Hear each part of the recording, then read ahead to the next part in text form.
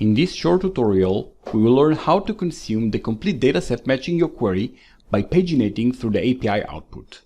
The demo is in Python, however the logic matches any language.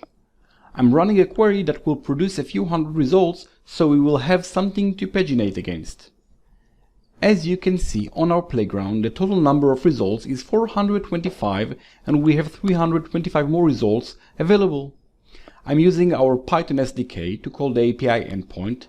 It's on GitHub and you can either download it or use pip install or even use PyCharm UI to install it. The code is less than 10 lines.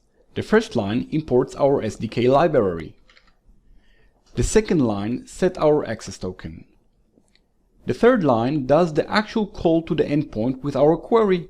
In this case, we call the filter web content endpoint. Now, we will keep on calling the next endpoint up until we have no more results left. For each call, we will loop through the total number of posts and print the title and the publication date of each post. This line is the most important one, as it calls the pagination URL that appears at the end of the JSON and loads the next batch of results. Once there are no more results available parameter will be 0 and the loop ends.